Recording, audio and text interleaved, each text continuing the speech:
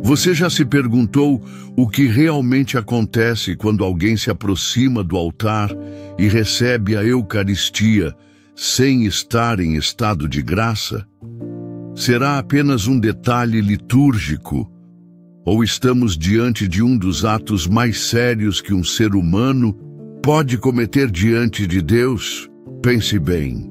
Estamos falando do corpo, sangue, alma e divindade de nosso Senhor Jesus Cristo, presente na hóstia consagrada. Se é verdade que Ele está ali, vivo, real e substancial, então o que significa recebê-lo em pecado mortal?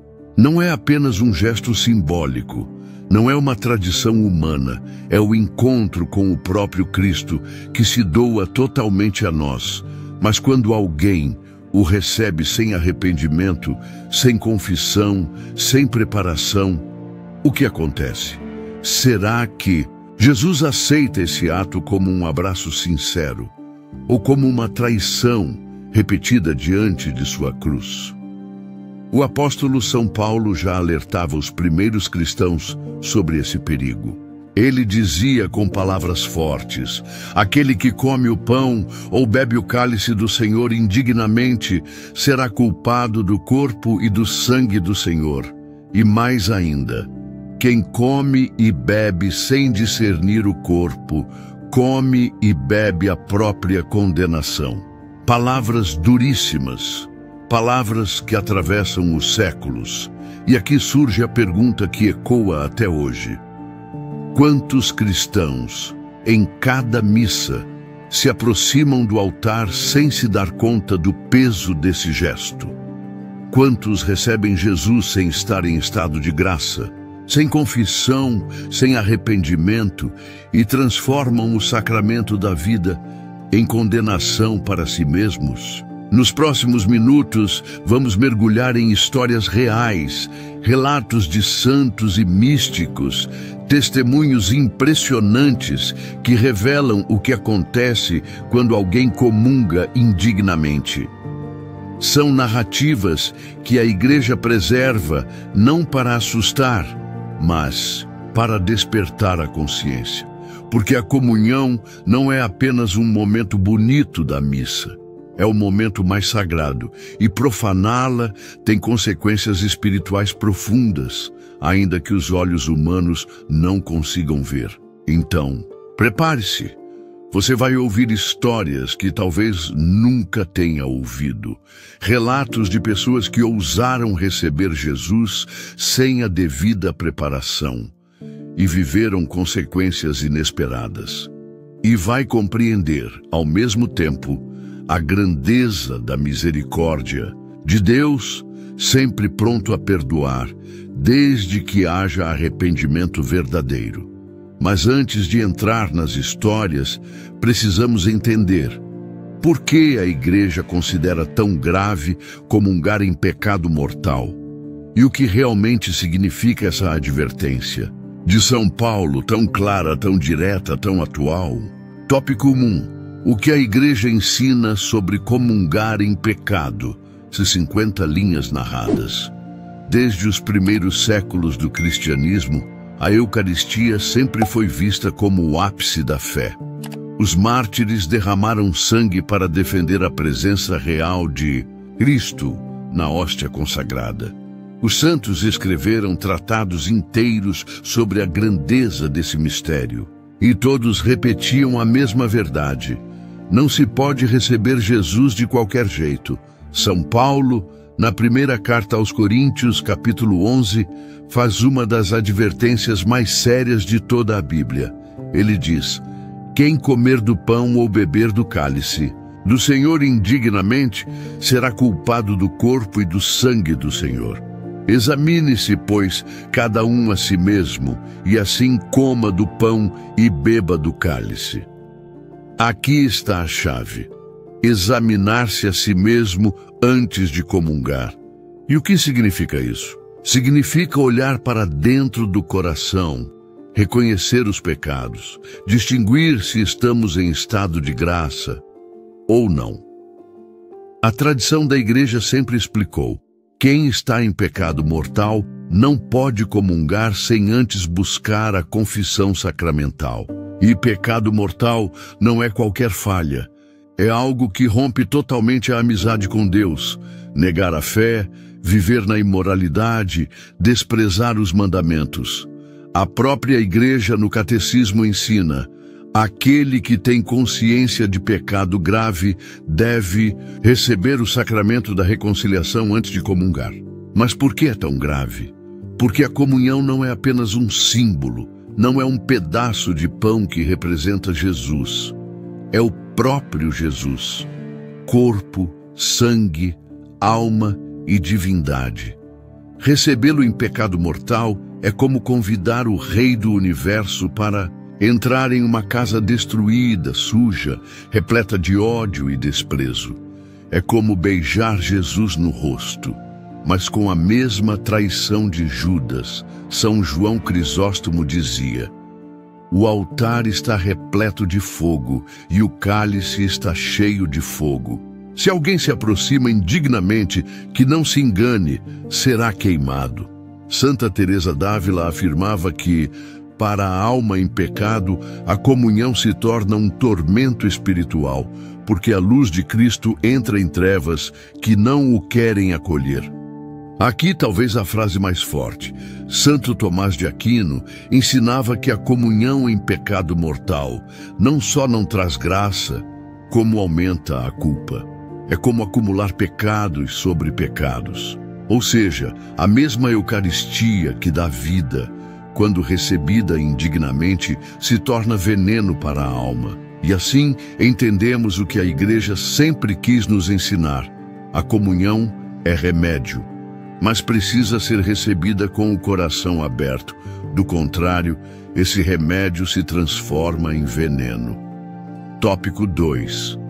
A realidade invisível. Os relatos dos santos e místicos. Ao longo da história da Igreja, não foram poucos os santos e místicos que tiveram visões ou revelações sobre o que acontece quando alguém recebe a Eucaristia em estado de pecado mortal.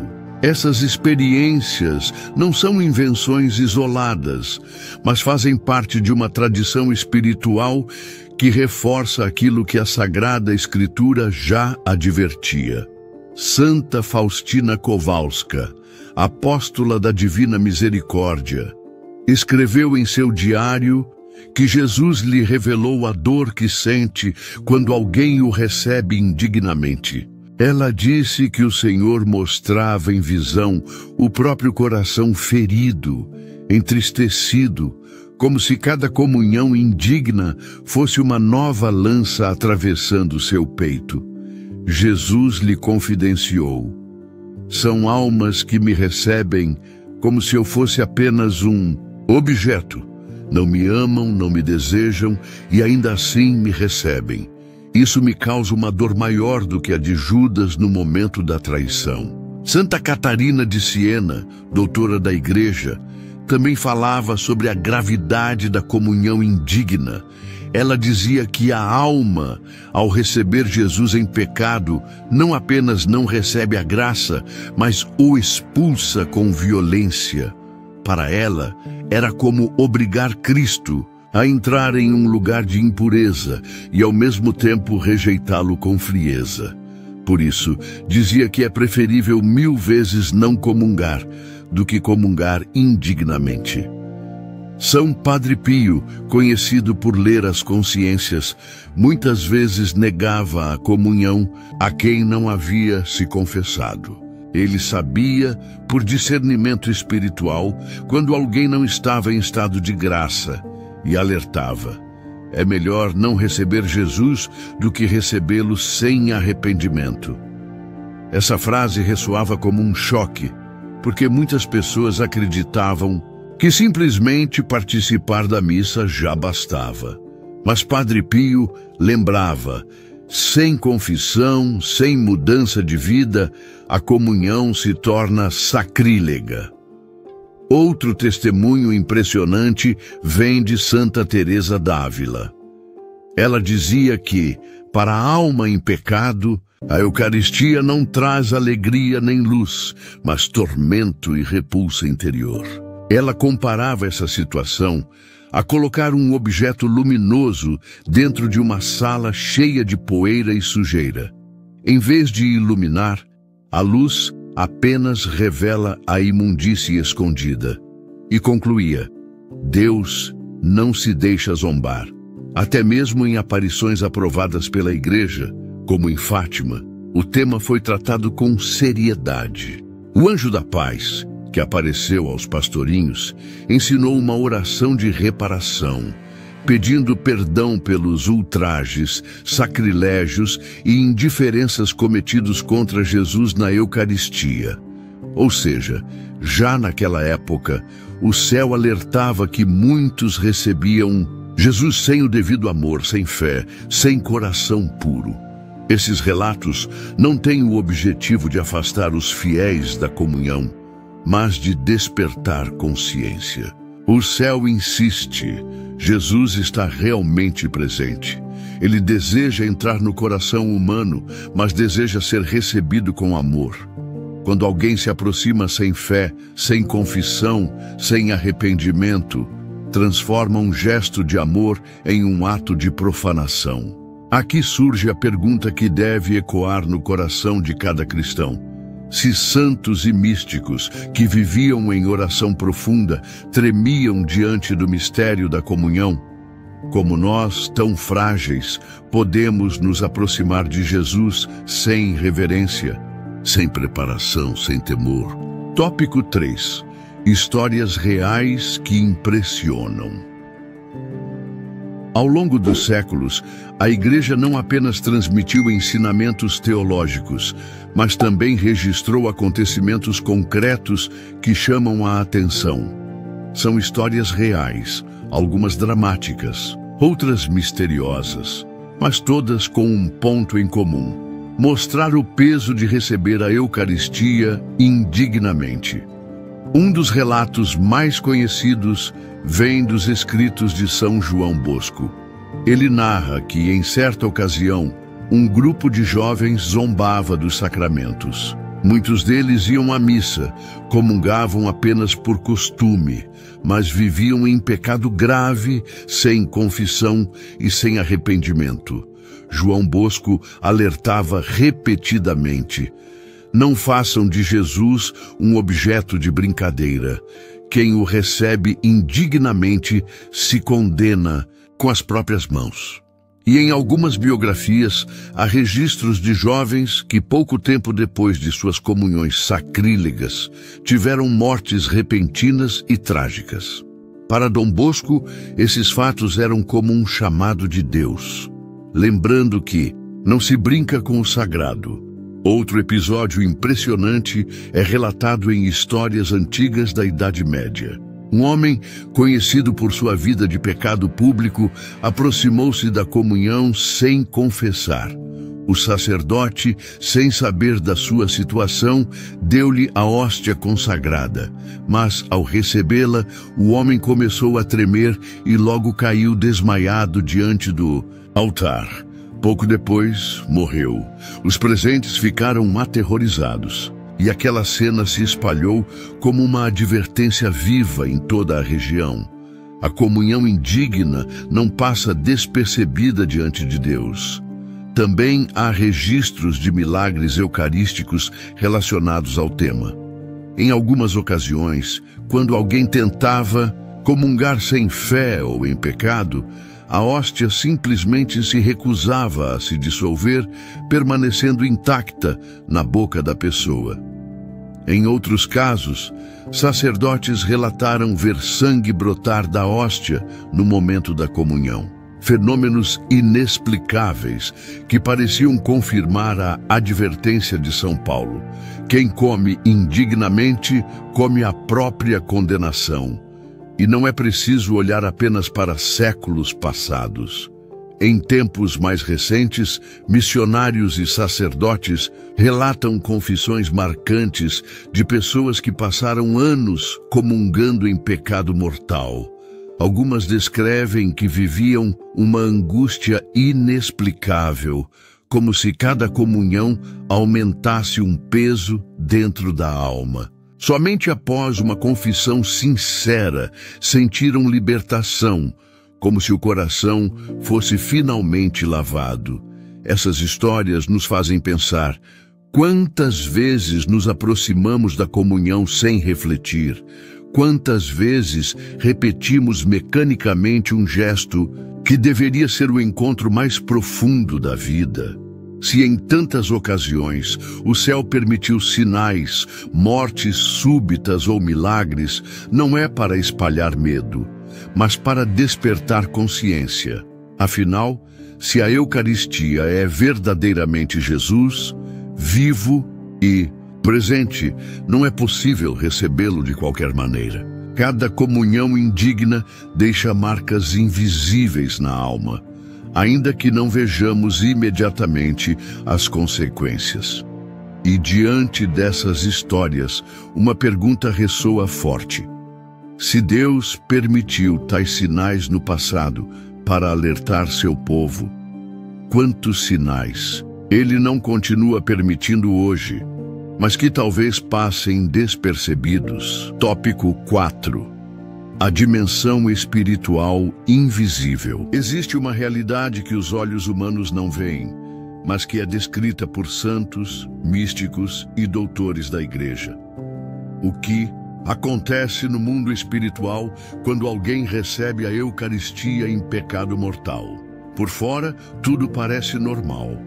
A pessoa se levanta do banco, caminha até o altar, recebe a hóstia, volta para o seu lugar. Mas por dentro, no invisível, há um drama espiritual acontecendo. A Eucaristia, quando recebida em estado de graça, é como um fogo que ilumina e purifica. Ela fortalece a alma, dá forças contra o pecado, aumenta a caridade. É o próprio Cristo entrando e transformando o coração. Mas quando recebida indignamente, esse mesmo fogo não ilumina. Ele queima, não purifica, ele acusa, não fortalece. Ele enfraquece ainda mais. Alguns místicos relatam que no momento da comunhão indigna, os anjos se retiram e os demônios ganham espaço. É como se a alma abrisse as portas do templo interior para Cristo, mas ao mesmo tempo o expulsasse violentamente, deixando que os inimigos espirituais tomem conta. Essa contradição gera uma ferida ainda maior, porque a pessoa não só rejeita a graça, mas também profana o sagrado. São João Maria Vianney, o cura d'Ars, dizia que uma comunhão indigna é como um prego a mais no corpo de Cristo crucificado. Ele chorava ao falar disso, porque via em confissão o sofrimento de muitas almas que se acostumaram a receber Jesus sem arrependimento. Santa Faustina, em suas visões, descreveu que a comunhão indigna causa uma dor terrível ao coração de Cristo, mas também um endurecimento no coração do pecador. Ou seja, cada comunhão sacrílega deixa a alma mais insensível, mais fria, mais distante de Deus. É como se a pessoa criasse uma casca, um escudo de trevas, que dificulta cada vez mais a graça penetrar. O Catecismo da Igreja Católica confirma isso. Receber a Eucaristia sem estar em estado de graça é um pecado grave chamado sacrilégio. E o sacrilégio não é apenas um erro qualquer, é a profanação direta do que há de mais sagrado. É como transformar o remédio da alma em veneno. Muitos exorcistas também relatam que, durante os rituais de libertação, demônios manifestam ódio particular à Eucaristia. Eles sabem que é Jesus vivo e, não raro, confessam que almas que comungaram indignamente se tornaram ainda mais presas às garras deles. Esses testemunhos confirmam que, na dimensão invisível, uma comunhão indigna fortalece o reino das trevas contra a própria alma. Mas, ao mesmo tempo, esses mesmos exorcistas lembram: uma comunhão bem feita em estado de graça é uma arma poderosíssima contra o mal. Ou seja, a diferença entre o céu e o inferno pode estar justamente em como nos aproximamos da Eucaristia. E assim, compreendemos que não se trata de um simples detalhe disciplinar. Não é apenas uma regra inventada pela Igreja. É uma realidade espiritual profunda, descrita pela Escritura, pelos santos, pelo catecismo e até mesmo confirmada em experiências místicas. Por isso, cada vez que nos aproximamos da comunhão, é preciso lembrar: o que acontece ali não é visível aos olhos, mas é decisivo para a eternidade. Pode ser o encontro mais transformador da vida, ou pode ser uma condenação silenciosa que pesa sobre a alma. Tópico 5. Exemplos de misericórdia, quando a confissão transforma tudo. Diante de tantas advertências, relatos e histórias impressionantes, alguém poderia pensar: então estou perdido. Já comunguei tantas vezes sem me confessar. E agora? Mas é justamente aqui que a beleza do Evangelho se revela. Onde o pecado abunda, a graça de Deus pode superabundar. A Igreja não apresenta esses ensinamentos para espalhar medo, mas para conduzir à misericórdia. Jesus nunca fecha a porta. Ele mesmo disse: não são os sãos que precisam de médico, mas os doentes. Eu não vim chamar os justos, mas os pecadores. Se a comunhão indigna fere a alma, a confissão sacramental é o remédio que a restaura. Muitos santos testemunharam esse poder. O Padre Pio, por exemplo, passava horas e horas no confessionário, ouvindo multidões. E depois dizia que muitas vezes via almas carregando o peso de anos de comunhões sacrílegas. Mas quando se confessavam com arrependimento sincero, ele via a luz voltar. Era como se uma prisão se abrisse e aquela alma voltasse a respirar. Santa. Faustina também escreveu que Jesus lhe mostrava a alegria do seu coração quando uma alma se arrependia verdadeiramente. Segundo ela, Cristo dizia: nenhuma miséria pode competir com a minha misericórdia. Aquele que confia em mim não será perdido. Ou seja, não importa quão graves tenham sido as comunhões indignas do passado. Se há arrependimento e confissão, Deus transforma a escuridão em luz. Existem também relatos tocantes de pessoas comuns. Algumas viveram anos recebendo a Eucaristia sem confissão, por costume ou por ignorância. Mas em algum momento, ouviram uma pregação, leram um livro ou foram tocadas interiormente e decidiram se confessar. Muitas descrevem que, após essa confissão, sentiram uma paz imensa na primeira comunhão bem feita. É como se estivessem comungando pela primeira vez em suas vidas, com a alma purificada. Em Fátima, o anjo da paz ensinou uma oração de reparação que ainda hoje a Igreja recomenda.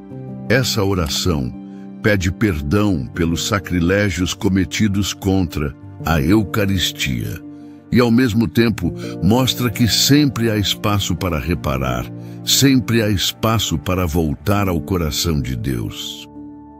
E aqui está o ponto mais importante.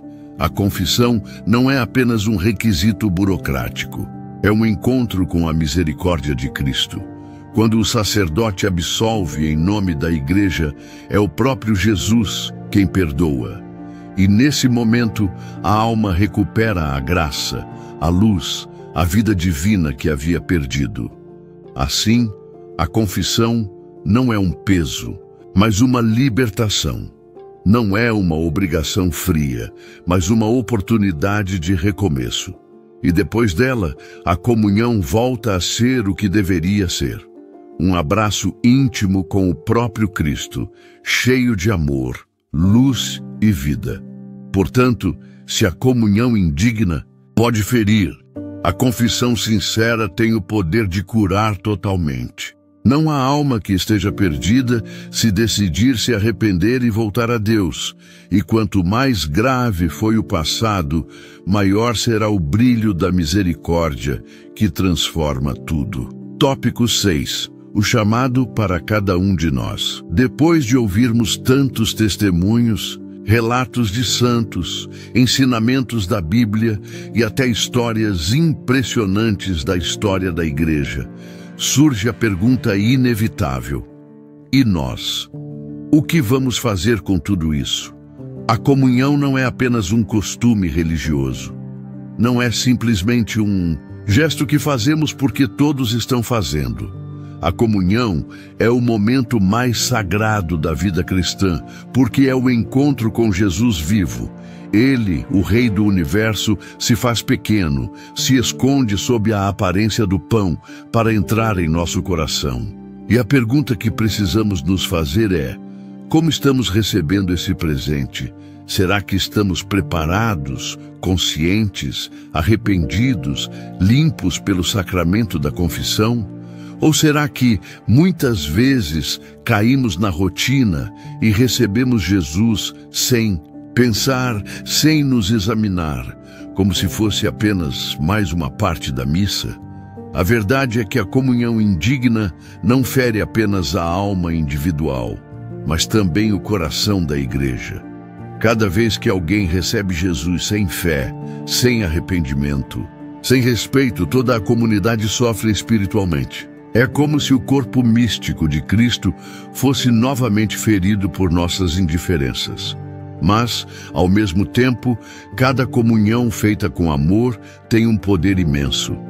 Os santos dizem que uma única comunhão bem feita pode transformar uma vida inteira. Uma única comunhão recebida com fé e coração puro pode ser mais valiosa que anos de orações distraídas. E é por isso que a Igreja insiste tanto na preparação, jejum, confissão, oração, recolhimento. Não como regras pesadas, mas como gestos de amor. Pense em um rei que vai visitar sua casa. Você não faria o possível para arrumar o lugar, preparar tudo, mostrar respeito e carinho.